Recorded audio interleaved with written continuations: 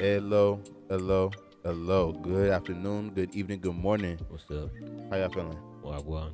Welcome back to another episode of Put Your Pride down. Down. All right. My name is once again. My name is Kurt Turner. Pronouns are he, him, and his. My name is Malik Turner. Pronouns he, him, and his. And we are back outside, live, Yes. trying to dodge heat and wasp at the same damn time. Yeah, I thought we playing. We being for real. Yeah, there are wasps outside. Hey. I love the summer. Summer is now my second favorite. It used to be my first. Summer used to be my first favorite, only because summer meant we weren't in school anymore. That's true. And then I became an adult, and you know what that meant. Just work or either vacation. We still at work. However, I go on vacation any time of the year as an adult. But as a kid, summertime meant I'm not in school. But true. now my favorite season is now spring because it's cool. The wind is flowing depending on where you at. Yeah. And then it's spring, summer. No, I lied. Spring, fall, summer, winter. So summer's I don't the even third. count. I don't even count winter. Like winter is just not. I don't. Well, it depends on where you at. Like winter in Florida is different than winter in Connecticut. So I guess I'll put winter on there just by default. How about you? Oh man, fall. I love fall just because the clothes. I love just the clothes and the temperature. So probably fall, spring, summer, and then winter. We said fall, spring, summer, winter. Mm-hmm. All right, we're the same. Yeah.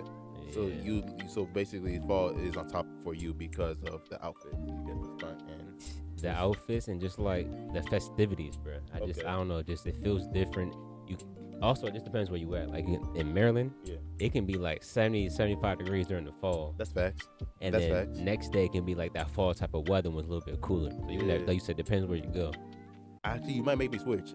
I might switch to fall now because my birthday is also in the fall. And then there we go. So it could that could add a little factor in and then like you said, wearing different things. I like hoodies now. I didn't like hoodies growing up, but now I'm older. I like hoodies more than different outfits, flares. Like that's when scarves can start to come out, and like it's not necessarily cold, but it's still part of the style. Mm-hmm. Hats too. Fall, spring, summer, winter. Yeah. All right. Literally same. You changed my mind just enough. Yeah. Okay. All right. And then but that again, like the summer is second to wait. I put summer second to last because of the bugs that come out. Yo, what's worse? Like you think mosquitoes or wasps? Wasps in like categories like bees, bumblebees, and stuff like that. But like, what do you think is worse? You dived into the intricacies of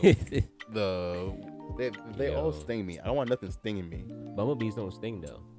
I don't know the difference. If a bumblebee walks up on me, I'm flapping. Hey, don't do that, boy. No. And then it's gonna sting you, right? Not bumblebees. It probably chase after you. But wasp and like regular what's it? Wasp and I don't know the other breeds of bees, but anyone that has a little sting on the end, I'm running. Listen, anything that tries to sting me, that tries to chase after me, that anything that can fly, really. He said fly. So that's literally anything. I don't like things that fly. I don't like birds.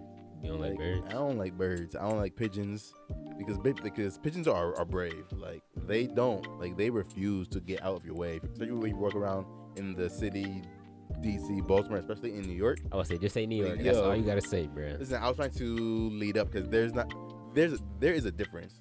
There are New York pigeons. There are everywhere else pigeons. Yo. New York pigeons don't budge, don't move. They fly at you. They talk back too. They stare at you. Talk back. They stare at you in your eyes. Like, hey, what's good? What's up? Like you in the wrong for walking to work or wherever you headed, man. Even that New York slang too. Bruh. Man, you stupid. That's legit what they say. If pigeons could talk, but in New York, nah, slang would be heavy. I'm all set. And then the bugs, wasps, anything that could sting me. And we just talked about this, but like you're not allergic, I'm not allergic, so that's cool. Yeah. But I just want to make a quick point. If y'all are allergic, actually no, what? Actually, before even that, always make sure that in your wallet or in your purse or somewhere on you, you have like your emergency information on you, so that if worst case scenario were to happen, and for a reason like you cannot speak, like you are have like people can have access to your insurance card, what hospital you prefer to go to, the name, contact information of your PCP, your primary care provider, if you do have those things. Those are all privileges, by the way, because I know For that real. not everyone has those things. But at the bare minimum, like what hospital that you should bring to, or at least like contact information of your family or loved ones, or someone that knows you, because you just never know. Yeah, you never. That's for sure. So, That's for sure. It's like you said, especially for people that have allergies too. You know that EpiPen on you, boy. bruh.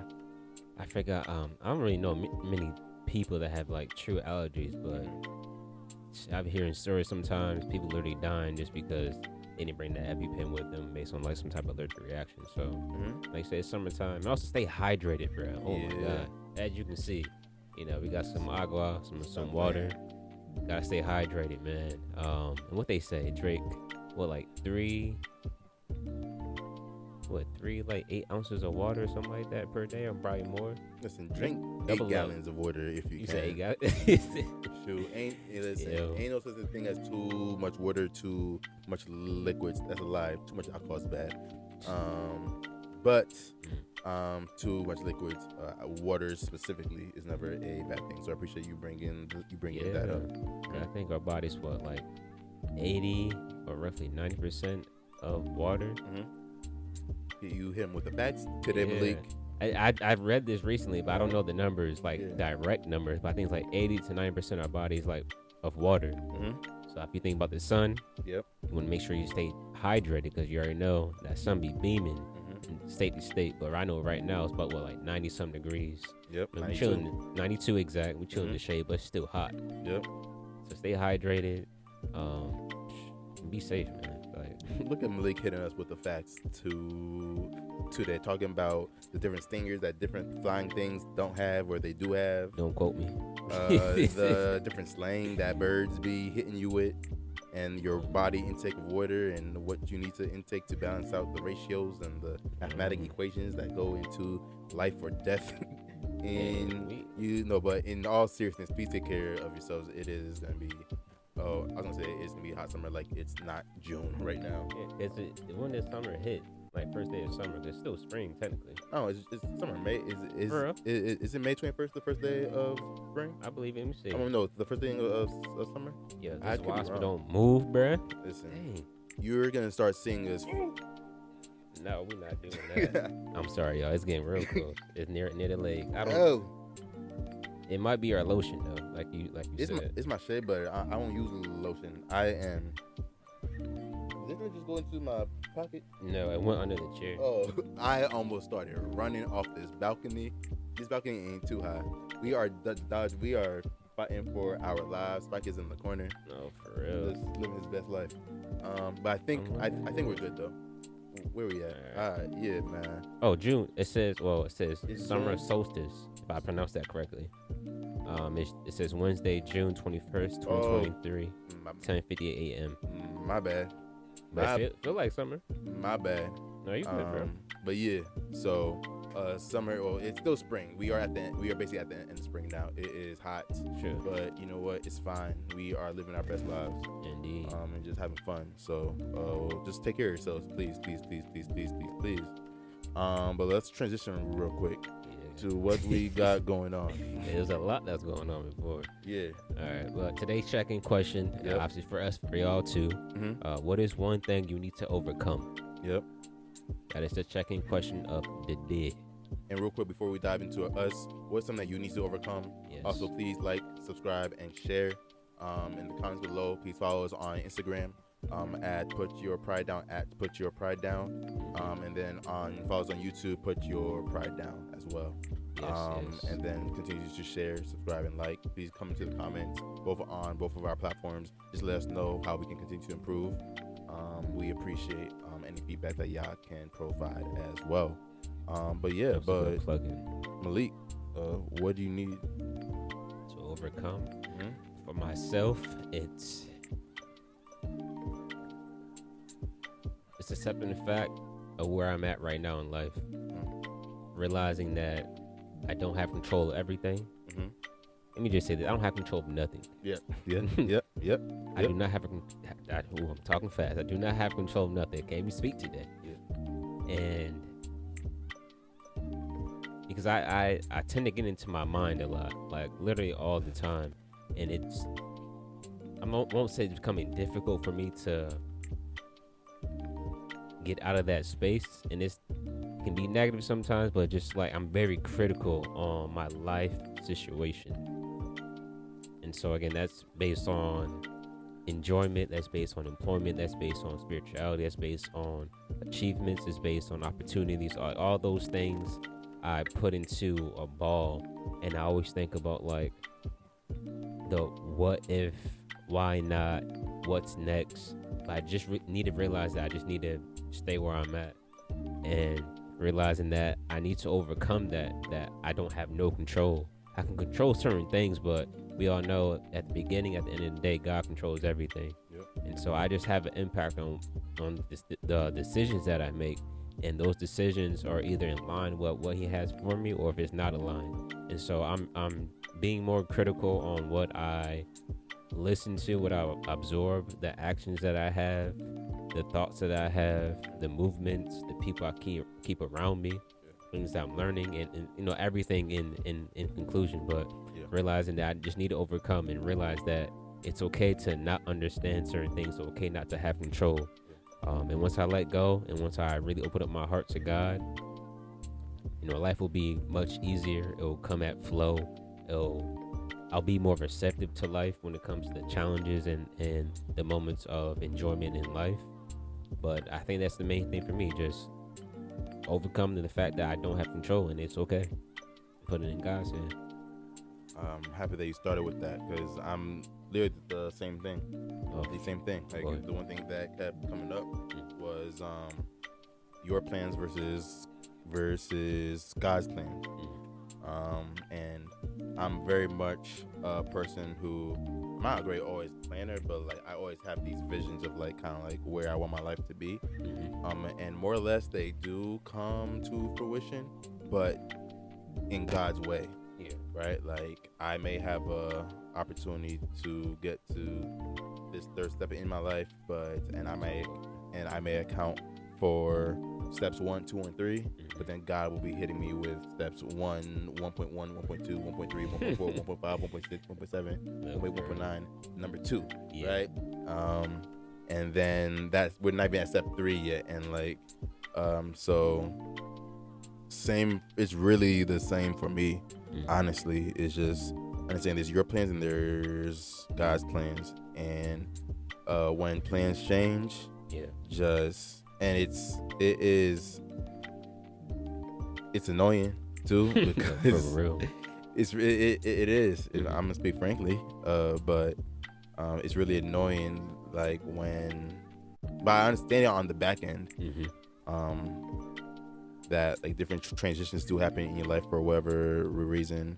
Certain circumstances do happen in your life for whatever reason. People come into your life for a certain reason. People leave your life for a certain reason as well. And a lot of those things that we just won't understand, or we won't ever know or get to know, or even if we do know, it'll be down the line. But in the moment, it's like, why is this happening? And that's one thing that I am definitely trying to overcome as well, is the idea of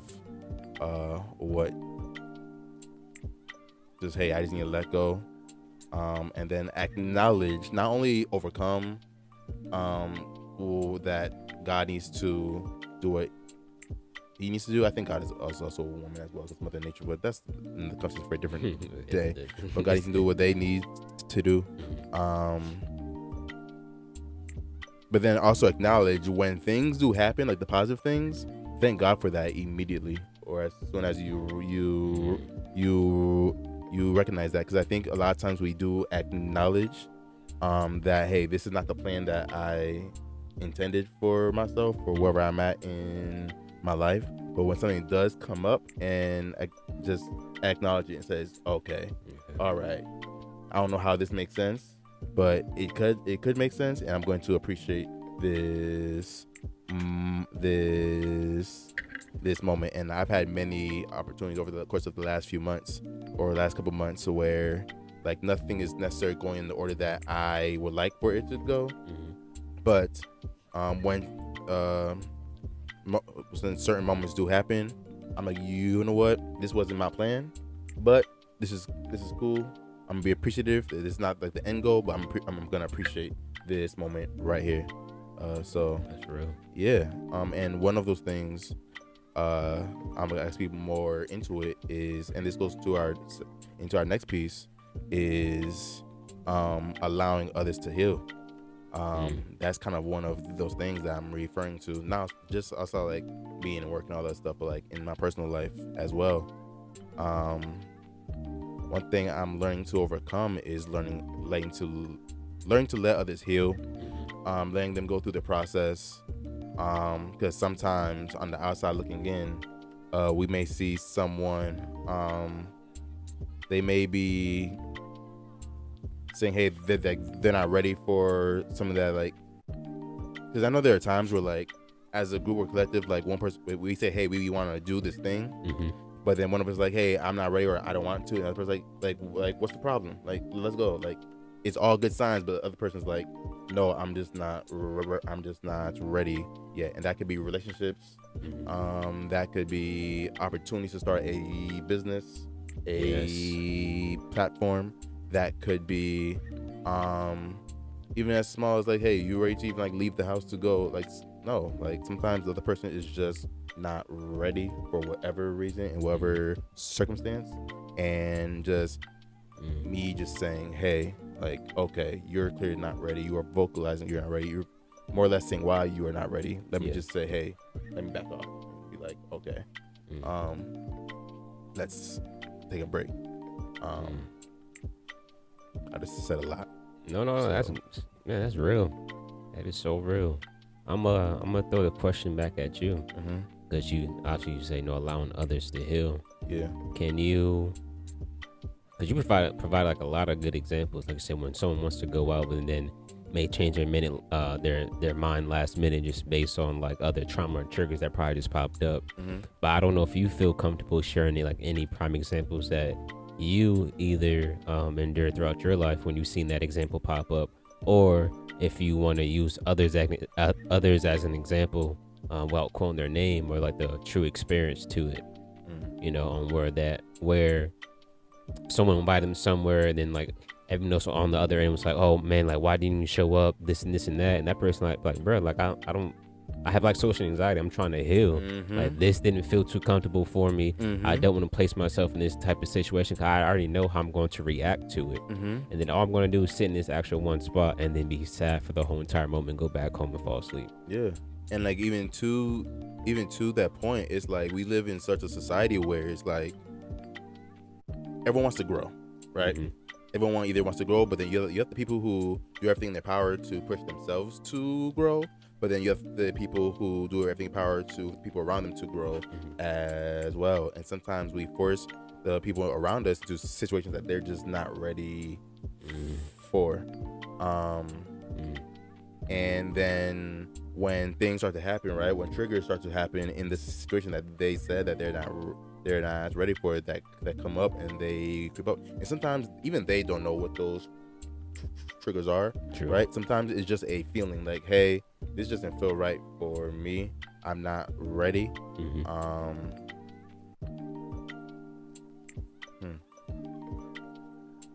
And you just need to listen to that, and that is a challenge for me, because I'm also the person, not just for myself, but like I see life and I see light in a lot of the people that I surround myself with, and I'm also that friend that's like, hey yo, like isn't this the opportunity that you want, like let's go, and they're like, yeah, I'm not ready. I'm like, what's stopping you? Like I'm really that friend that's just like, what is stopping you from making this opportunity happen? Like it looks like, even if it's a risk, it may not be it may not be perfect, but you said you wanted this, right? So let's do it. Let's get out of our own ways. Like, let's just make it happen. And they're just not ready. And then situations happen where it's like, oh, okay. Oh, so this is why you said you were not ready. So do we go back? Like, how do we move forward? Like, what do we do now? And it's a challenge to kind of like put my pride down and to say, hey, you know what? Yes, you're not ready. The situation is not where we need to be. Let's just take a break. Let's just take just take a breather. And actually, this shows up in many parts of my life where I'm just go a lot of the time, and then things do backfire. So I guess this is like a moment for me to be like, you know what, this is not the moment for me to execute whatever the plan is that's going on in my head. Right. Let me just take a pause. And whoever else is involved in this, let's check in with them down the line to see what is the next step. Yeah. No, that's real. I have a prime example I want to share if you don't mind. I appreciate that. Yeah. I have multiple actually, but this is one that I don't want to say all the details, but is it what Kier, right? Kier Gaines? Kier Gaines, yes. Yes, and big shout out to him, man. It's major influence within the black community, but also specifically for black men, in regards to healing and counseling and things of that nature. But and I'm not going to talk too much about the experience, but I know, was it last year we had attended his men's mental health sit down talk. I didn't know what to call it, like a summit, but that's more like a sit down. First, like it was his first time having that event. I thought it was amazing. That was amazing. And definitely big shout out to Kurt, because I'll say it. I'll definitely say it. And I'm not saying just to like exploit everything else, but one thing, like, again, allowing others to heal. And I'm still going throughout this transition when it comes to financial matters. For this event, Kurt hit me up like, yo, let's go to this event. And immediately I was like, dang, there's money associated to this experience. I don't have the money. And I told him, like, bro, so I would love to go, but I don't have the finances. And what he did, he's like, bro, don't worry about that. We finna go. And I wanted to send that message back to him, like, yo, we don't need to do this. I don't want you to pay for the experience for me, because I don't like when people do that for me. And in that moment, I accepted that as a moment to realize that this can be transformative for me and also for him as well. And so, like, I told him, say thank you, because I know I didn't have the income for, or I had the money to pay for this event, and he did it anyways. And so we attended the event, and as soon as we got there, like, my anxiety started to rush through the roof, just because I don't like being in social settings. I still don't. I'm trying to figure out what is best for me. But again, it was all black men in this space, black and brown men in this space, and it was a great event. And then when we're having to sit down and talk and everything, I didn't speak to anybody unless they spoke to me, because I was really going through so many emotions and things of that nature at that moment. And when you brought up the topic of like allowing others to heal, like literally that space was a space for us to heal. And my heart and mind didn't allow myself to open up, to accept the conversations, to accept the knowledge, to accept the groundwork that I could use outside of this space moving forward. And so realizing that sometimes you might need a little push from people, like you said, all right, cool. You know, if there's money associated with it, whatever it is, let's just not have that focus on the topic. Just imagine that this is an opportunity for you to grow. And if you know how you feel about pushing yourself out there to a new environment, to new boundaries, and just to new people in general, sometimes you might need that extra push. But realize that when you do that, it feels comfortable to break down those barriers and to understand that, oh, sorry, Spike is barking. To understand that this is an opportunity for you to heal, and to understand. The dog is going crazy right now. He don't never bark, so this is like kind of interesting, right? Yeah. Guess he healing too, using that power from his gut. Yeah. But anyways, it was just more the opportunity where I just need that little push, because You know, right now I see that he's more of that top tier within his field. He's providing a lot of information, and for me not to like go full in pretty much on a free experience and not connect and network and open up my heart, I needed myself to heal, and I didn't allow myself to. So internally I didn't, but like I did accept some information, but just realizing that when you do have those opportunities, you might need to push yourself a little bit more, and not to allow yourself to have those internal battles to happen to pop up again. You know, just talk it through, map it out, pray about it, and then hopefully just move forward. So again, in conclusion, you just might need that little push. See opportunities, map it out, and if you feel uncomfortable, talk to somebody about it. And I appreciate you bringing that specific, because I have other situations in my mind, but I don't want to speak too much on specific things, because it does involve other people. So trying to be mindful of other people's their presence as I speak on them. But I appreciate you bringing up that situation, because we got there, we sat relatively close. We were like a seat or two away from each other, and I saw that you were like isolating yourself, like you sat dead in the middle of the room, like like eye contact. Yeah, like I was like, you were sitting like right across from Kier, actually, and you was like, and it wasn't like you sat in the corner of the room or anything. You sat like dead in the middle of the room, but like you basically, it was clear you had a wall up, if you will. And me being who I am, I remember going through the feelings of, yo, Malik, we're in a space where we're all trying to get through this, right? Like, let's start to talk to other men. Like, let's start to see like what people are, not saying just what they're going through, because that sounds like nosy, but like, let's connect. Like, let's share. Let's open up. Like, that's what I could have done. But in that moment, I was like, you know what? I'm going to allow you to process this how you need to, right? Because like you said, right? Like, the accepting help was already enough as is. Because like, even from the beginning, where it was like the money thing, I was like, the money is not the issue, because we've outside of this platform, we talk about mental health. We talk about our mental health often, where we are at. This was a mental health thing. I'm like, let's do this. Even if we don't talk, but just being in space just to see how other men are going through and processing. And that was a moment for me to allow you to heal. Because I could have like walked up to your face. Like there's like there's a few moments where I did just check in on you, say, hey, are you good? All right, cool. And then I walked away. But then what I could have done was like, hey, yo, like, get yourself get yourself together. We are in this space. Like, go talk to someone. At least go, like, most times, like, in like conference spaces, I'll like challenge you, like, hey, yo, find at least 4 people to go speak to. Yeah. But that wasn't the time, and I recognize that was not the time to push you. And I'm happy that you brought up this example, which is funny though, because we say all that, right? But I remember close to the end when people were starting to head out, I remember saying that, like, I know you about to say, yeah, go ahead. Yeah, I remember saying, I'm like, yo, like, I've been trying to like connect, because I've been following here for at least up to this point. It's 2023 now. I moved down to Maryland in 2018, so like 2019.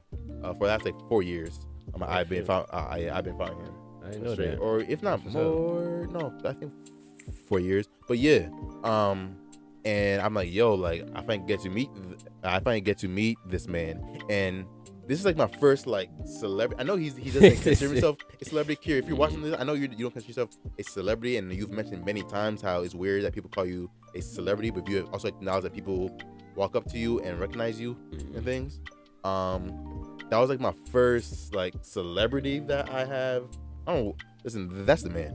No, for real. And I walked up to him and I started like just start talking, and I'm like, what am I even talking about, but I only walked up to him because you were like, "Hey, yo, like, you said that you wanted to meet this man and tell him how what he has meant to you, what his platform has meant to you, and what his shared and lived experience have meant to you. You should go talk to him." I'm like, all right, you know what? Yeah, I bet.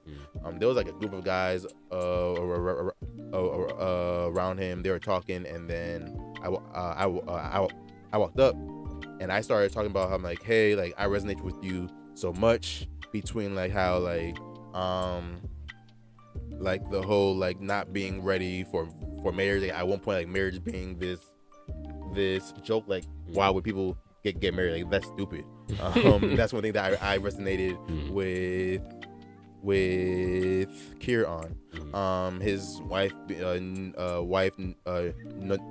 Noemi being Haitian.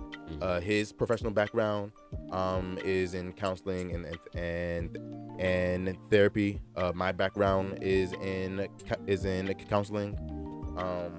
Just black men, first in our families. I believe he's also first in his family to go to college as well, and kind of just figuring out all of this. Because he said it too, like when he met his current wife, he was outside, like he was not like marriage and kids was nowhere near the picture at all. And like that space that I not currently, but that's where I have found myself in, and being comfortable with like finally like settling down and like being responsible for other people outside of myself. And I kind of like started talking, like saying a whole bunch of things. I don't know if he remembers that, or I don't know. I'm pretty sure he does. But it was a moment. I appreciate you for making sure that I had that. I had that moment, even though if nothing would have came out of it. But you pushed me to be like, hey, yo, like you say you want to come here to talk to this man and let him know how much of an impact he has had on you. Go talk to him. Like, all right, bet. And then I did that, and then we're about to head out. We got like the bags, and thank you for the hymn stuff too, Kier. Appreciate that. There was the melatonin gummies, great, and then the AG1 supplements as well. For you remember what those were? No, you said it. Yeah. My finding me cut you off. Yeah. I'll say that, and also I think like these drops were kind of like balance your energy. Yeah, I still got those. I think I do too. Now it helps. It really works though. Yeah, it really works. Yeah. It was just, and that's the thing. It wasn't just mental health. It was just all around like just health, just taking care of every self. And that was perfect. But then I want to fast forward to when we're about to leave, and then you were kind of going back for like, yeah, I kind of want to talk to him about this idea. And I'm like, well, he ain't talking to nobody right now. He really wasn't either. So like, so what's good? Like you can, like you should. I would recommend it. Like I don't know when we're else gonna be able to connect with this man, so go do it. And then you went up and you talked to him for like 10 minutes or so, right? And I think that's like a learning lesson for me, is like understanding when to. It seemed like, because the whole event was for like 3 hours, 4 hours.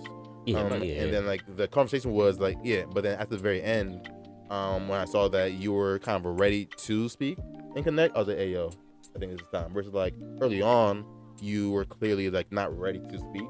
And I was like, all right, let me back off. Let me allow you just to be in your space and have whatever process that you need to go through. But at the end, when it was like, okay, I think I understand why I'm here. I'm like, all right, you will now understand, or you have a feeling of understanding. This is your moment. So I appreciate that you took the time to come out with me. I appreciate you, because again, if it wasn't for you to get me out the house, first of all, to have the opportunity, and it was good just to, like you said, be in this space. We might have been the youngest in that space too. I feel like we were. Everyone else was clearly in their 30s plus. Yes, like some were married, some were divorced, some were single. Some were and it was also like I think about this. I'm getting some chills as I think about it.